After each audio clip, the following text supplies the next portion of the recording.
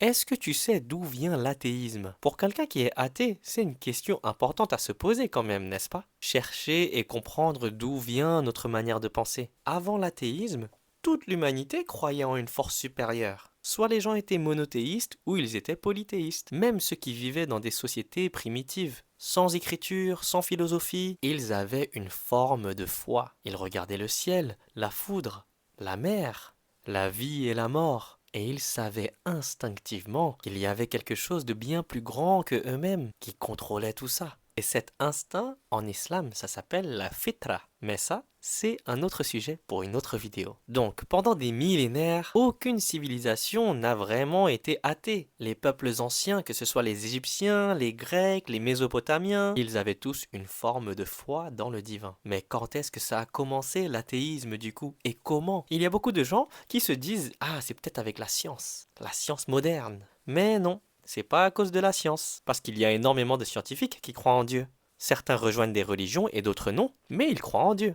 La naissance de l'athéisme moderne a commencé à se développer en Europe à partir du XVIIe siècle, surtout pendant la Renaissance et les Lumières au XVIIIe siècle. Et en fait, les gens qui devenaient athées, c'était des gens qui se rebellaient pas contre Dieu, mais contre l'Église catholique. Il faut comprendre le contexte. Pendant des siècles, l'Église catholique régnait sur l'Europe. C'était l'Église catholique qui décidait ce qui était vrai ou faux, même scientifiquement. Il y avait beaucoup de choses sur lesquelles l'Église catholique avait tort, scientifiquement parlant, mais quiconque s'opposait à cela et voulait chercher la vérité et prouver que l'Église avait tort, eh bien, ces gens-là se faisaient persécuter. Ils se faisaient torturer, parfois même brûler vifs. Et donc l'Église catholique persécutait les gens qui pensaient autrement. Comme Galilée ou Giordano Bruno, elle voulait tout contrôler. La foi, la politique, la richesse, les pensées, elle vendait même le paradis et le pardon à travers les indulgences. Donc payer pour effacer ses péchés. Quelque chose qui est absurde. Donc tu imagines des gens sincères qui cherchent la vérité et qui cherchent Dieu, mais au final ils n'ont pas été dégoûtés de Dieu.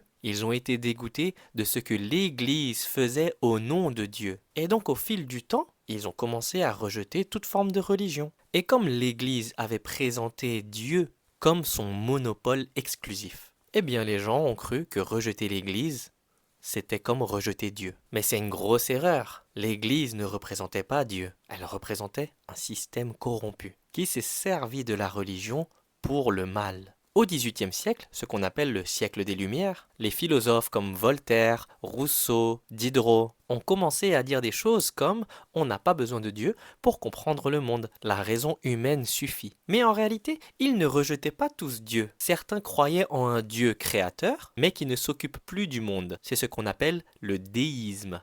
Et d'autres plus radicaux ont fini par dire «Dieu n'existe pas, c'est une invention humaine».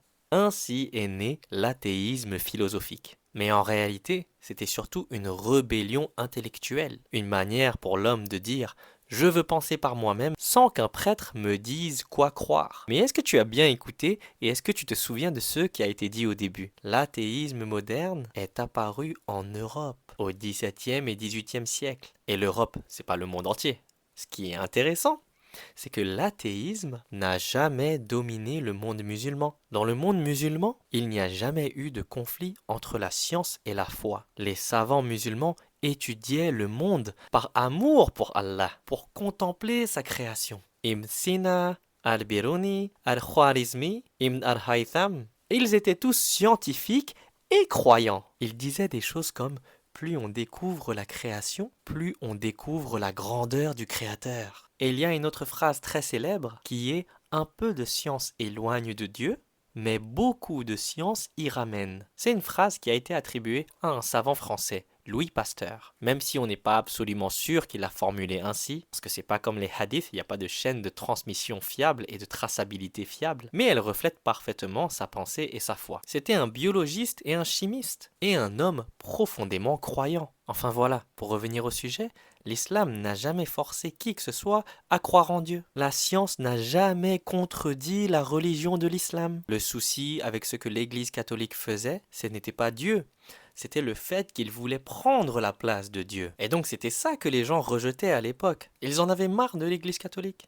qui commettaient des atrocités et des injustices. Mais en islam, impossible qu'un homme prenne la place de Dieu. Parce que la base de l'islam, elle est bien trop solide. C'est le tawhid, le monothéisme pur. Aucune créature, aucune création ne peut être Dieu. Personne ne peut être Allah sauf Allah. Enfin voilà, la science n'a jamais été un problème avec la foi. Et l'islam n'a pas de souci avec la science. Il y a d'ailleurs énormément de faits scientifiques dans le Coran, révélés au 7e siècle, mais qui ont pu être prouvés qu'avec la science moderne, énormément de siècles plus tard. Et d'ailleurs, Allah nous répète tout le temps dans le Coran, il y a des signes pour les gens qui réfléchissent. En islam, on ne croit pas aveuglément. On utilise notre raison pour comprendre et pour croire. Alors si jamais tu es athée, demande-toi pourquoi est-ce que tu l'es. Pose-toi des questions sur ta croyance, sur ta manière de penser, et n'aie pas peur d'avoir tort. Est-ce que tu veux trouver et suivre la vérité, ou est-ce que tu veux opter pour une croyance qui te plaît, qui te convient, même si c'est pas la vérité?